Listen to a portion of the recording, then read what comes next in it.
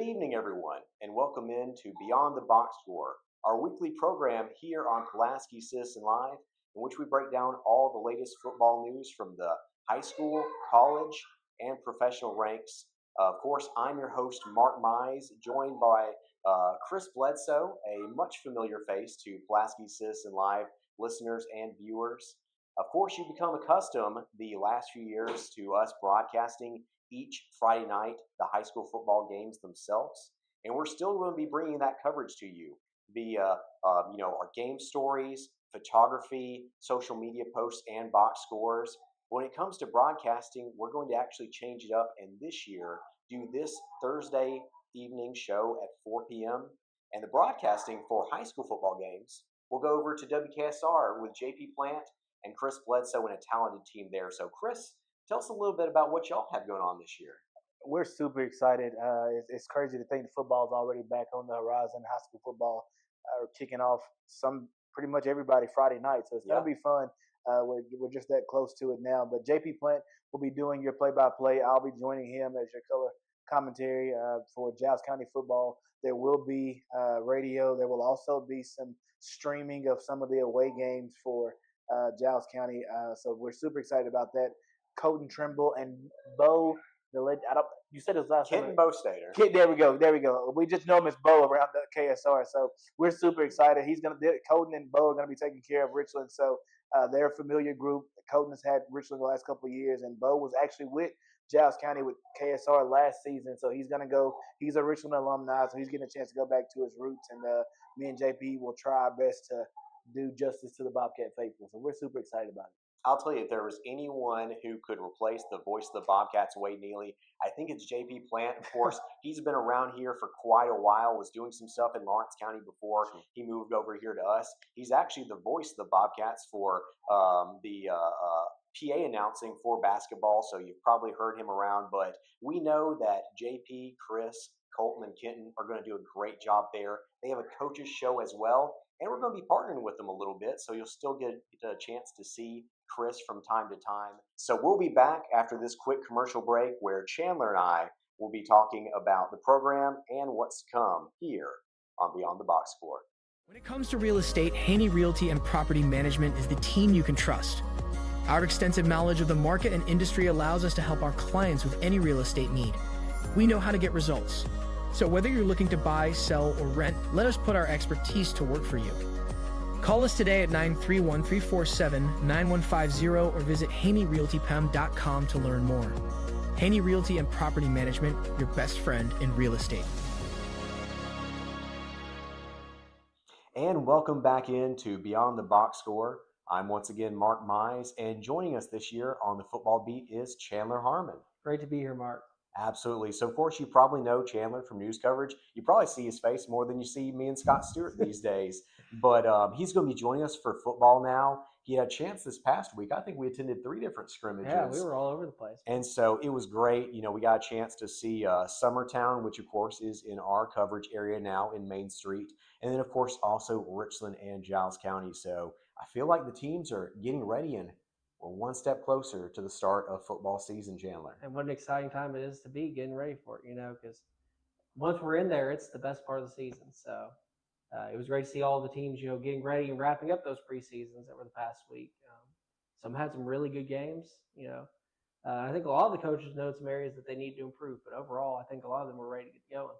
And that was one of the things that we really heard from coaches was the fact that no matter how good they looked, because there were a lot of good things to see from this past week especially, that, they were still kind of majoring on the minors there in terms of looking at some of those things that they really still wanted to see improvement on, as starting tomorrow night, it's going to be the start of the high school football season. And so we're going to have more on the other side of this commercial break as Chandler is going to sit down with Chris Bledsoe, and he's going to talk some Giles County football here on Beyond the Box Score. For a new job, let M&M Staffing be your guide. With over 20 years of experience, we know how to connect great people with great opportunities. We work with over 80 companies, so we're sure to find the perfect job for you. Our team is dedicated to helping you succeed, and our high customer satisfaction rate proves it. Ready to get started? Visit us at mnmstaffing.net or give us a call today at 931-347-4255. Good evening, folks. This is Christopher Bledsoe here with Mr. Chandler Harmon with Beyond the Box Score. We are getting ready for high school football here in Giles County as the Bobcats get set to take on the three-time runner-up 5A Page Patriots, who the Bobcats have played the last 3 seasons, have yet to be victorious in one of those matchups. Chandler, you've had a chance to see Giles County play. I've also had a chance to see them play. What have you seen this preseason that you like? And what have you seen this preseason that may have you worried going into the regular season? Well, right off the bat, even the coach pointed out last week, their defense has been really decent. They've been playing good defense, and overall, I think it's one of their strong suits going into the regular season. As far as things I'm a little concerned about, there's a few miscues on offense in their closer, their preseason. As coach pointed out, I think that they'll get that figured out. Hopefully going into this, you talked about Page. They used to be a district rival. So seeing that being their opener, that's a measuring stick for the rest of their season. So seeing how they do with that Friday, I think you hit the nail on the head, and that's something defense you touched on there is going to be huge Friday night. Page has an explosive offense. They went over to Preston Hopkins on Friday. Last Friday, had a chance to play Marshall. They ended up splitting 14-14, but two high-powered offenses really got a chance to go back and forth. They've got a two quarterbacks that's going to play. One of those who has some pretty swift legs. The other one has a big cannon for an arm. So it's going to be interesting to see how Giles County defends in that matchup. Obviously, you've been around for Giles County football. One of the recipes for success for Giles County opponents has been in the passing game, especially running backs out of the backfield and just guys downfield. So what are you looking for from this Bobcat defense to be successful on Friday night against Page? I think they got to win the matchups at the line. I think that's where, all good defense starts, and offense, on the Bobcats offensive side, they can't win the battles at the line. Like you said, a lot of what they do, they rely on Randolph. And Randolph, he's a great scrimmaging quarterback. So, they aren't winning those battles at the line. It could be, that's going to be the big decider, both on offense and defense for the Bobcats. I couldn't agree with you more. You talk about the line of scrimmage. That's going to be a huge point Friday night is who's going to control the line of scrimmage. You talk about offensive line, defensive line. You look at now shifting over to the offensive side of the ball. Giles County has an offensive line that returns a lot of bodies, young bodies at that, but a lot of bodies are being returned to the offensive line. The likes of Bryce Rivers, along with Carter Garrett, to kind of head that group at the offensive line spot. Also, coupled with that offensive line, you've got a returning quarterback, junior ex-Randolph, who we're looking to have a big year. The offense is really going to depend a lot on what he's able to do. What are some things you'd like to see him be able to progress this season as we've seen some miscues early on? Oh, I'd like to see him connect with the receivers. They lost some of their best players, they graduated. So, I think that early on, the big goal for him should be making the connection with those players and, building a chemistry with them. Because that's what the big recipe for success is, having that relationship with his receivers and his running back, make sure they're on pace and that they're getting their reads off. So you mentioned Cooper White. Obviously, he's one of the cornerbacks that has played the last 3 seasons from a sophomore, and kind of almost accidentally fell into the role at cornerback. A couple of guys went down his sophomore year. He ends up getting a chance to play, and he just kind of boomed. You mentioned the injury. Again, I noticed that on Friday night. I went to Johnson's that following week, and actually earlier this week, and had a chance to see him. Believe it or not, before I grabbed the buggy, before I grabbed the basket or anything, the first thing I did when I saw Cooper was look down to make sure his feet were in tennis shoes and not in a boot. But he said everything was just precautionary. He looks forward to being out there Friday night. They're going to need a big performance out of him. But also on the other side, there's the kid that probably stands 6'3", 6'4", maybe one of the tallest corners in all of Tennessee, about 86% legs. That's Jack Reese over there. I mean, he's a kid that's going to have to really play big for Giles County in that secondary, because you got him on one side, you got Cooper on the other, and then playing safety is Pearson Collier, who is the total opposite of Jack Reese. He may be 5'5" on his best afternoon with boots on, but those guys are going to play really big in the secondary. Yeah, absolutely. And depth, was a little worrying because we saw Jet Vanderpool went down as well in the second half of the game. So and he, I believe, plays CB as well. So some things to watch going into this game. Who's in, who's out. Because depth, that can be the big decider a lot of times in games. You're right, and when you're playing 3A football, I think Giles County's done a good job this season of making sure we're not playing a lot of kids both ways. But it's hard at the 3A level. Had a chance to hear an interview that Coach O'Connor did Monday with JP, but he made a valid argument. He said, when you got kids playing both ways, if a kid goes down, you're not only out of one position, now you're down two people. You know what I'm saying? Right, because absolutely. you're two spots there. So again, trying to balance it out, making sure we've got guys that are not going both ways, playing 11 on 11. Pearson may be one of our better tailbacks, but he's without a doubt our best safety. So it's going to be interesting to see how we mix him in offensively and then still be able to keep him fresh for the defensive side of the ball. So again, it's got a lot to be excited about going into Friday night. If you could give us some keys to victory for Friday night for the Bobcats, what would they be? Yeah, absolutely. First off, I think defense. Absolutely. So if Cooper White, is able to play, what does that secondary look like? Are they going to be able to contain Page? I think another key will be battle at the line of scrimmage. Both offensively and defensively for Giles County. If they can get the run game started, they're a dual threat offense a lot of times, and so if they can get going and keep connecting on plays, I think that those are going to be your big three keys to victory: defense, line of scrimmage, and can they get both sides of offense going? Chandler Hartman, you sound like a Chris Bledsoe recording, because I've been saying that for probably every key to victory for the last 3 years. Control the line of scrimmage. Is that something I think is super important? It starts with defense. You got to be able to get off the field on third down. So I agree wholeheartedly. If we can get off the field on third down, not allow long drives or big plays for Page, it's going to go well for Giles County. And then secondly, you can't afford to play Santa Claus. I say that every pregame for the last 3 years, but Page is good enough to beat you by themselves. They don't need you giving them points and putting them in position to be successful. So we can do those things. And then lastly, I think it's super simple, but it's do your job. It's Friday night in the Brickyard. A lot of these kids have never played there, never been in that atmosphere. Some of those have, but it may be their last night doing it. Friday night will be senior night for those of you who are tuning in, so get there early.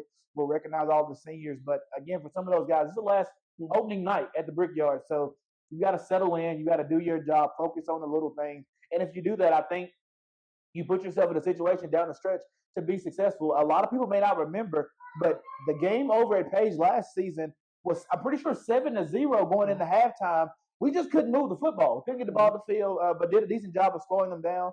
And then, again, we were in a good position to win a football game there. We just didn't do enough things to make that happen. So if we can take care of the football, not play Santa Claus, defense get some stops, I think we got a good chance to win a football game and surprise a lot of people across the state, because I'm sure everybody saw it, but Max Preps thought it was a good idea to list Giles County as your favorites to win the 3A state championship. I don't know who's working in the Max Prep office, but we appreciate you here in Pulaski. But again, big expectations for this Bobcat team this season. Yeah, going into the season overall, Alcoa, a big threat for them in the playoffs. Lost 3 straight semifinals to Alcoa. What do you think not having to take them this year in the playoffs? What do you think that does for them, for the Bobcats as a whole? Well, I think for the Bobcats, it allows us, and I said this Monday night on our show with JP, it gives Giles County an opportunity, for lack of a better term, to put your money where your mouth is. For the last 3 or 4 years, we've all talked about the fact, if it wasn't for Alcoa, we could be playing for a gold ball. Well, Alcoa is not going to be an issue anymore. So, again, this gives us a chance to really, are we who we said we have been the last couple of years? And on top of that, but I think 3A now, and again, I talked about this with JP, everybody across 3A is just as happy as can be. You hear me? Like, everybody's smiling. It is like a tornado in a trailer park.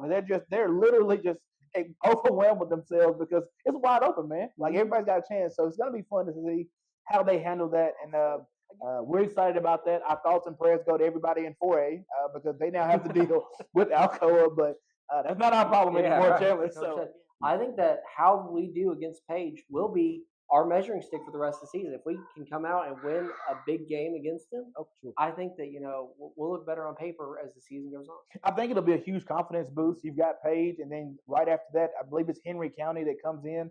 They're going to be playing them. So again, 2 big test upper class teams that you're going to get a chance to see. So really kind of measure, like you said, where you are. There's no secret that Giles County's region over the last 4 or 5 years just hasn't been very competitive. So if we don't play a lot of competition outside of the conference, then we don't get a lot of that during the regular season. So I think that coming into it Friday night and then the week after that is going to be huge. Also, update, you mentioned that thinking about next week. That game originally on the schedule for Henry County was scheduled for the 28th, Thursday. According to Caroline Holly, that game has now been moved to Friday night. They're going to be playing on the 29th. So, this is according from the coaching staff that all Thursday games have been moved to Friday. So there were several on that schedule. So again, no longer playing on the 28th of August. That game will be on the 29th. So we talked about the Page matchup. They've given them a run for their money each year, and in those years that they have, they end up in the playoffs for sure.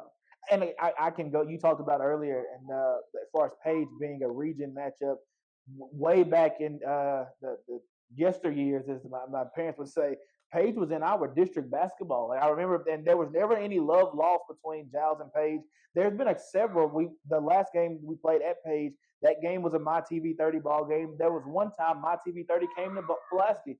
I was a senior in high school that particular year that we ended up losing, I think 13-7 maybe. Just kind of a back and forth matchup. So again, although they are 5A, we're 3A. There's no doubt Giles County going to the ball game looking for a victory. And I think if they do what you mentioned earlier, just take care of the football and play good D, they put themselves in a chance to win the ball game. Well, it's been great talking to you, Chris. We're going to take a quick short break, and after that, Mark and Adam will bring you Richland High School sports. We'll be right back after this. For over 50 years, PES Energize has been proudly powering our community in Pulaski and Giles County, Tennessee. We're more than just an electric utility. We also offer internet and phone services.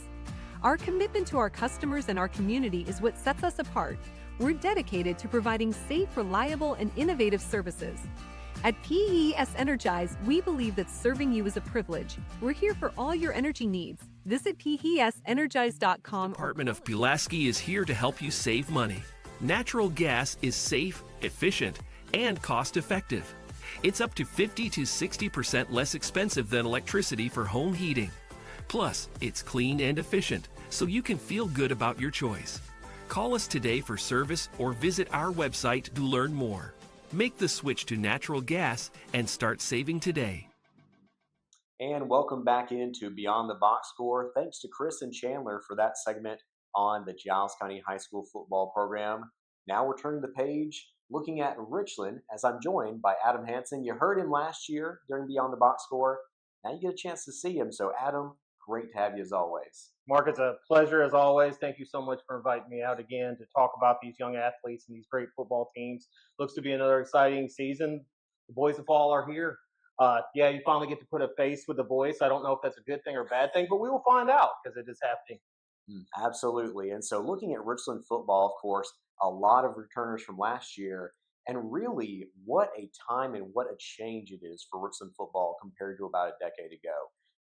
In the last 3 years alone, you had what I believe was a 8-win season. You hosted a playoff game in 22. Ethan Workman had a 30-touchdown season. And that really was kind of the moment where you start to realize that not only has Patterson gotten back to the playoffs, but this is really a program building, until obviously last year we see the fact that in 24, they went all the way to the state quarterfinals. That's the Elite Eight, basically, for high school football in the state of Tennessee. You had a chance to cover quite a few of those games with me, and I'll tell you, there's a different feeling around Richland football than there was about a decade ago when, 2 to 3 wins was kind of the norm.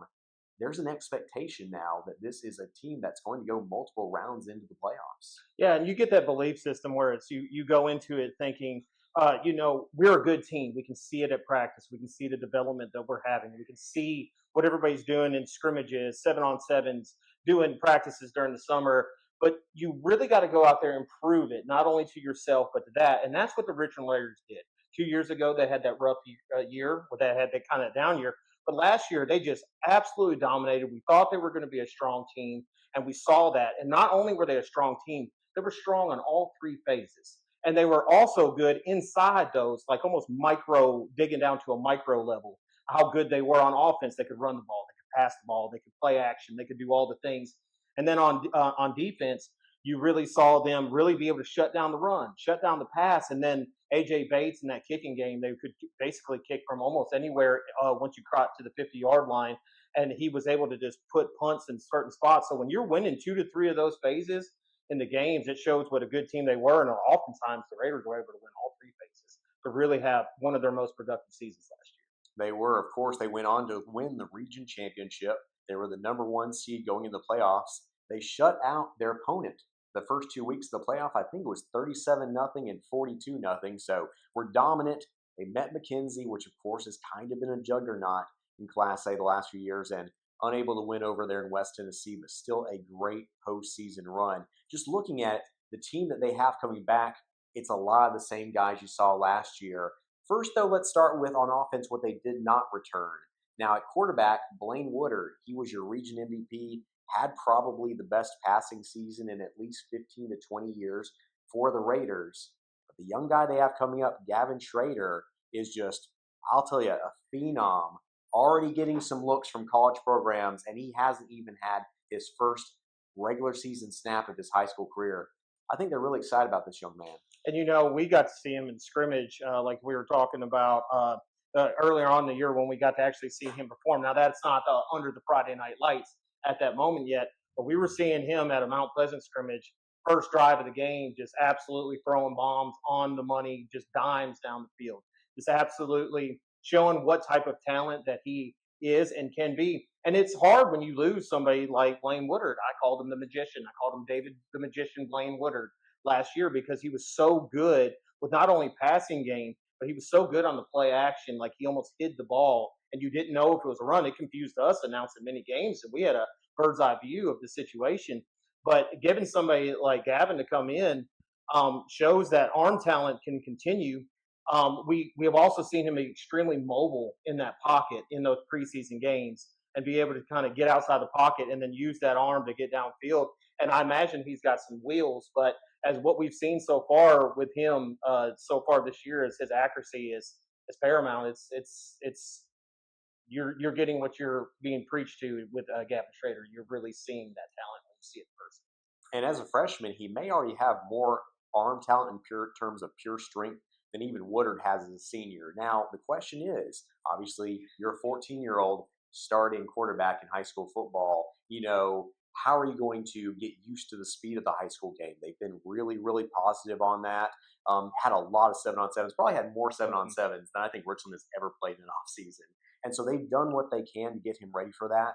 And he's got a really veteran group around him. I mean, you have basically 4 of your 5 starters back on the offensive line, and freshman phenom, another one, Cole Doggett, coming in and already threatening as a starter, as a freshman there as well. So it's going to be a really veteran line that ended up winning a lineman competition this summer versus some teams 4 and 5A. So looking good there. I think it may be 7 seniors in that group that are going to be rotating in there. And so a lot of veteran talent.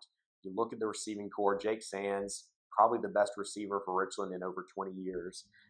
Ethan Workman obviously in there as well, but Workman did a lot as a Wildcat quarterback and running the ball as well. So just in terms of a pure receiver, can't remember the last time they've had one like Sands. Aylin Kennedy is back from injury. I think he's that deep threat that they really need. And then you have guys behind him like Hudson Griggs, Cam Drake, Landon Harbison, Tarpley. I mean, just a really, really deep group. And so I think that this is going to be a team that, as much as they passed the ball last year, I think they may pass it even a little more this year. Yeah, and just going to what you're saying, I mean, to go with somebody like Gavin, you worry about, can he take those hits? Like, he is a freshman going up against, I wouldn't necessarily say bigger, because that's where I'm going with this statement, is he's one of the bigger players on the team. Like, we saw that when they were standing in the huddle. We were like, wow, Gavin may be one of the actual bigger. So he should be able to sustain that, and he's only going to get stronger, and he's going to grow. But with them having, and then going into, like you said, with the offensive line, having all your 5 starters come back and then getting a freshman like Doggett to come in and be able to kind of rotate, keep fresh legs, fresh bodies, things like that out there is a perfect scenario in order for Schrader to come in and start off running.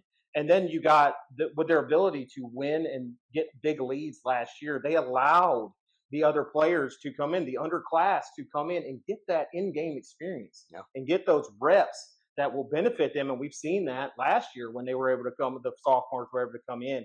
And like you said, having Sands and getting Aylin Kennedy back after that that horrible injury last year has just been huge. And going back to that Mount Pleasant scrimmage that me and you were at, we were looking at, we saw Jake Sands have some of the prettiest catches already in a scrimmage game. He had a couple toe taps on the sideline. One even fooled the umpire. He came over to us and he's like, "Did I get that call wrong?" You had just taken a picture of it. And we showed it to him, and he goes, "I got that call wrong." Just one of a beautiful catch in the back corner of the end zone. So he's picking up where he left off. It looks like the chemistry's there. So with them having that line, yeah, they're a bit inexperienced in the backfield. They did lose 3 seniors, which is huge.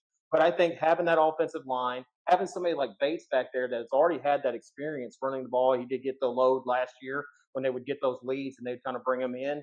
And we already see the type of athlete he is on the field, even in the kicking game. So I think that will bode well for them. And then being able to spread the ball out will open up running lanes with not only a good offensive line, but a good passing game should allow those running backs. And then when that running game gets going and they start maturing and get more comfortable, watch out, because that is a train going downhill. Definitely. And that last note, as you mentioned the running back game, I think you're thinking of Mayo was the fullback last year who got a few touches there. Bates, new to the running back position. I think he's kind of going to be your power back there. So, he was already your starting nose guard and your starting kicker. So why not play him all three areas of the game? Sure. But really, Jax Hunter, freshman coming in, wow, incredible last year. Had over 1,200 yards, if not more, in middle school. I think he's going to factor in Trip Helton, Tucker Mayo. But the guy that people haven't been talking about is a transfer from North Alabama. I forget which school it was, but Colin Cagle has been the one who's impressed me most in the preseason. I wonder if he doesn't end up being the guy that gets the most carries this season by the end of the year. He's newer to the program. He's looked great. Offensively, I think this is a team that can score a lot of points. But quickly, just to move on to the defense, that defensive front, you think about the fact that in a front six, I guess, because I think they run a bit of a 4-2-5. They return, I believe, 5 out of 6 on that unit there, because you have on the defensive line, you have John Garrett, Chase Thomason. Shooter Foster is actually moving to linebacker. AJ Bates. Tucker Mayo's back at linebacker. That's just going to be such a good group there. Just unbelievable the amount of talent that they brought back in just the front of the defensive side of the ball. And then looking at the corners, you return both of them.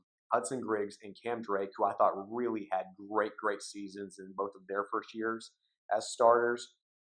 You do have to replace 2 safeties, of course, in the fact that you're replacing both Andrew Huff and a former All-State safety, Jaden Pryor, there. But just overall, I really think that the defense honestly may be as good as the offense. And I think that's the reason that you feel like this may be the time where maybe Richland's going to put it all together and advance even further past the quarterfinals. But what do you think about that defense and what they have come back at? Well, I think it's a huge sign to show that you can pull somebody like Shooter Foster, who was, I believe, their sack leader, if not McNeese last year, and was just a defensive end and was able to just wreak havoc not only in the run game, but in the passing game, and be able to take somebody like that you need on the line and able to move them back to linebacker because you trust the people coming in so much in order to maybe get not maybe get the same amount of pressure as Shooter was getting, but be able to do the job coming in like that, where you can move him into a linebacker role where he will have more responsibility. He'll be more active in the passing game, having to read the running back, having to read play action, having to know when it's a pass, when it's a run, be able to communicate in that. And I think that's huge for the defense because I think he's talented enough to be able to just go jump right into a linebacker role and be just as effective, if not more effective, as last year. The good thing is they got a really good baseball team. We do know that. So hopefully you can find somebody, because your safeties are almost like your outfield. Yeah. They're out there protecting the deep ball, things like that. So I think you can get a lot of people that may have like talent in other areas and other sports and things like that, be able to shift them over into the safety role and find out that they'll be able to assimilate pretty quickly and be pretty effective. Absolutely. And finally, just looking to the special team side, you have AJ Bates back, probably one of the strongest legs at kicker that they've probably ever had in program history. He's just added consistency as his high school career has gone along. Landon Harbison's going to be doing some punting. I think he's looked pretty good in the preseason there. And so, once again, Richland's just really deep at every position this year. They play in a classification where you feel like, they are going to match up really well.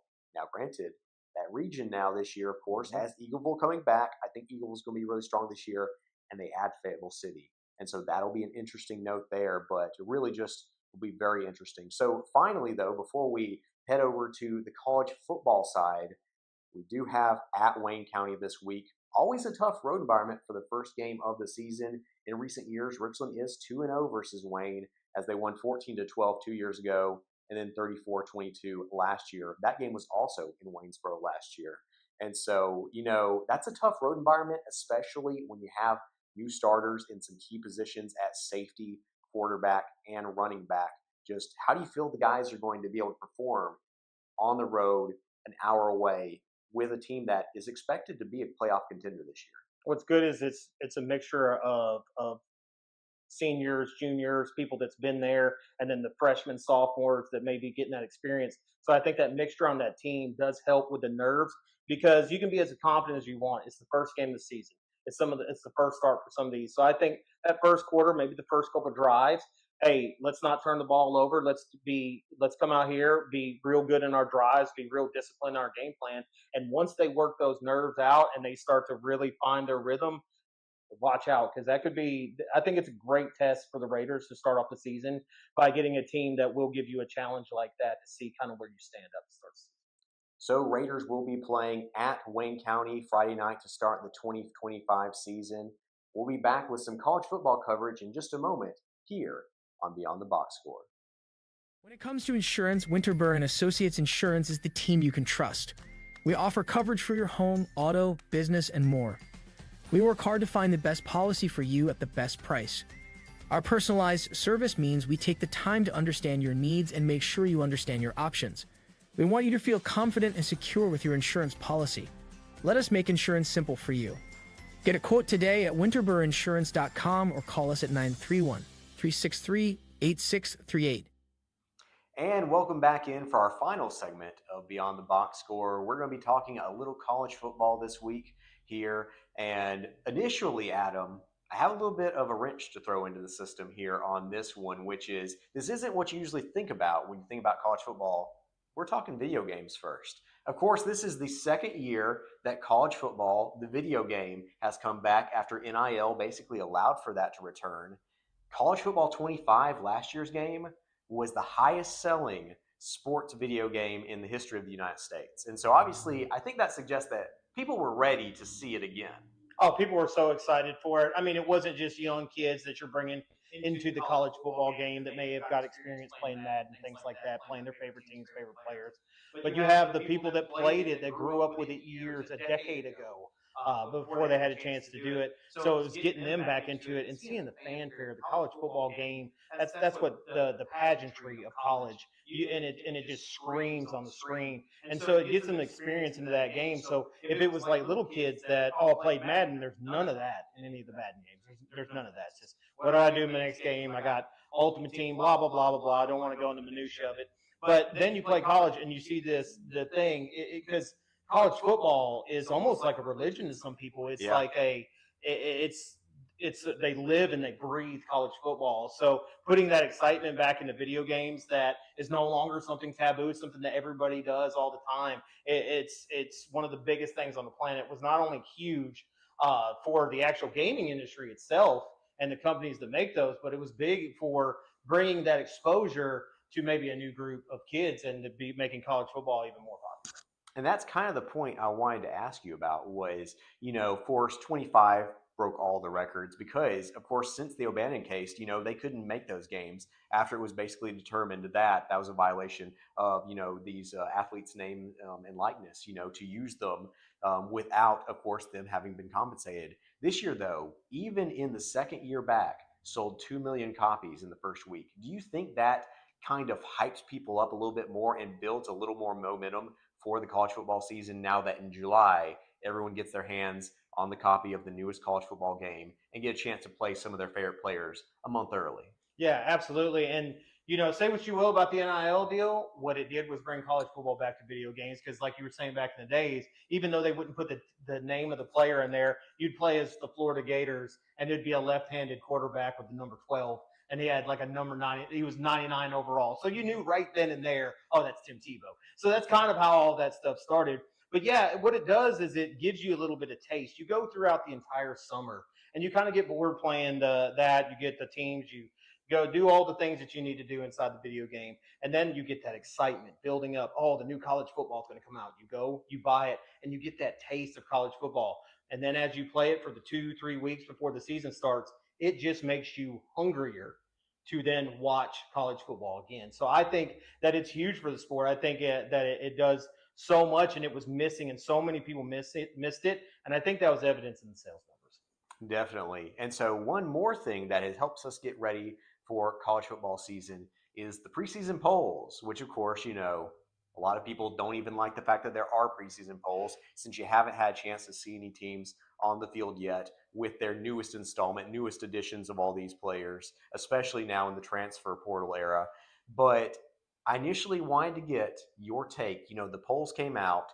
Who are, in your opinion, the two most overrated and the two most underrated teams that came out? And by the way, for underrated, it can be a team that didn't even appear in the poll. So who are the two teams most overrated and underrated based on your initial impressions of the polls? And great setup to that, because with NIL and the transfer portal, preseason polls, it's kind of like, how do you even know? Like, you don't even, the teams are so different from year to year, you don't even know. So in my brain, it's kind of like, who was that team like Florida State that had a playoff run that everybody thought last year was going to do a playoff run and probably had one of their worst seasons in history, that's just going to kind of fall off like that you expect. It might be Arizona State. Arizona State was the sneaky team last year that everybody thought, hey, we're going to come out and they're not going to do well. They ended up taking Texas all the way in the playoffs, all the way there. So I'm curious to see if Arizona State will have that fall off now that Scadaboo's no longer there. They did lose some of their talent. Their quarterback was a freshman, but I want to see if they can continue to outdo their expectations, because they're not sneaking up on anybody anymore. Another team that I'm curious might have a down year is South Carolina.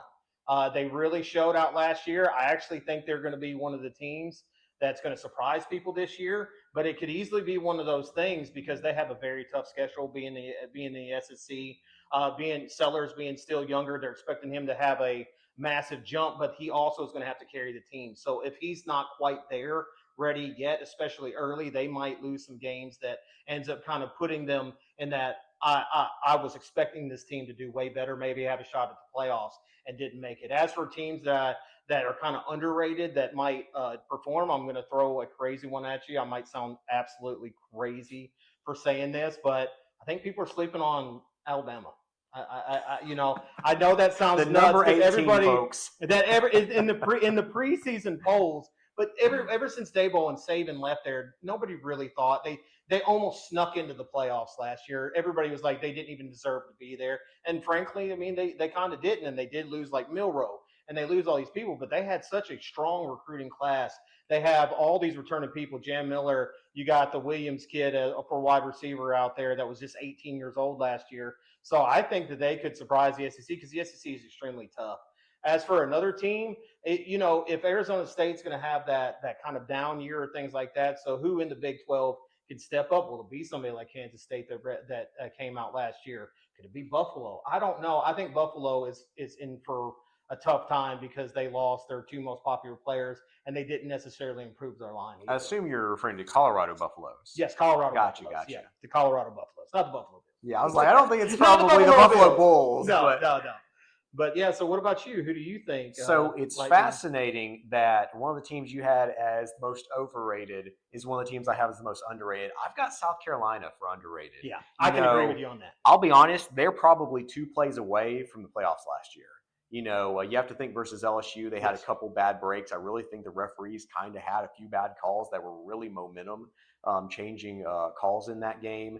And so I think South Carolina and Sellers, they have a great defense. You didn't mention the fact that they have a top 5 defense in the SEC, which of course is known for good defenses. And a top 5 coach in Beamer. I mean, yeah. I agree with that too. And so South Carolina, I think, is coming in. I think they're kind of under the radar, and I think they're going to catch some folks by surprise.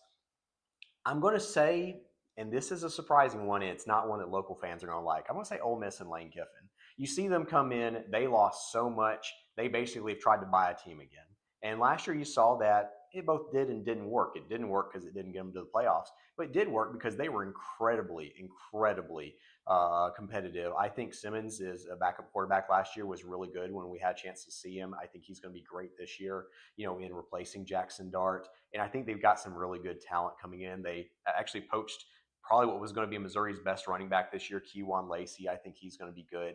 And then, of course, defensively, you know what they're about. And so them at 23 feels kind of low. I'm not saying they're a top 10 team, but you almost have them outside the top 25. I don't think you're going to see that out of a Lane Kiffin team.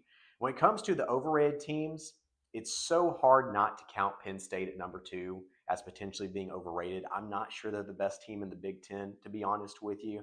I know, of course, they returned Drew Aller and 2 different 1,000-yard running backs. But at the same time, I feel like Franklin has never really won the big game. Last year in the regular season, they played one team. I should say this. They only beat one team that finished in the top 25. Of course, they went on to the semifinals, but of course they beat Boise State and SMU, which were probably 2 of the not stronger teams in the playoffs there. And so I think they're a top 10 team. I think number 2 is a little bit of a stretch. And then, of course, my other one there is actually another Big Ten team. Illinois at number 12 feels strange to me. They've had a couple good recruiting classes, and they've got some good starters there, but I think that they just don't have the depth to be a top 3 team in the Big Ten this year. And so that's probably going to be my other team there. So I'm being a little harsh on the Big Ten, which, of course, SEC fans like. And it's funny, my 2 underrated teams are both SEC teams. So maybe I'm a homer, who's to say. But yeah, the preseason polls are always so exciting, but do they mean anything? Probably not. The ironic part is I almost wanted to cop out by putting South Carolina in both categories, ironically. That's fair. Because I think if they come out to a strong start, they're going to be very dangerous, like you said, with that defense. And if Sellers does make that other step, they're going to that. And to be honest with you, you knew when we were talking about college football last year, I was standing on the mountaintop being like, they were trying to put Bama into that last spot. And I was like, I believe South Carolina deserves it more with the season that they had. So I could see them, especially if they start off to a hot start, being extremely dominant. I kind of wanted to say Notre Dame, but I just don't know what their schedule looks like. I haven't had a chance to look at it with them losing like Riley Leonard and having that deep playoff run. Can they bottle that magic back up and make another deep playoff run? Absolutely. So more high school and college football action coming up in the next 2 weeks. But of course, it all starts in the high school game tomorrow night, where Richland will play at Wayne County to start the season, a former region rival there. And then on the Giles County, just the same, a former region rival as the Bobcats host Page here at the Brickyard. So, Adam, it was fantastic to have you as always. I love being here. Thank you so much for inviting me. Just sitting here talking ball again. I'm so excited. You probably can't pick it up on camera. I'm almost adrenaline's pumping because we're talking football and the excitement is there. It's just it's time. You can smell it in the air. We saw the leaves falling out again. Football is here, Mark. So thanks again for tuning in to Beyond the Box Score. A special shout out to Adam, of course, as well as Chandler Harmon, Chris Bledsoe, and our producer, Scott Stewart. So just want to thank everyone. And even though we won't be broadcasting tomorrow night for high school football, we will still be bringing you plenty of coverage. Check out our social media pages, our website, and of course, the print edition of the Pulaski Citizen newspaper. So thanks once again for watching Beyond the Box Score.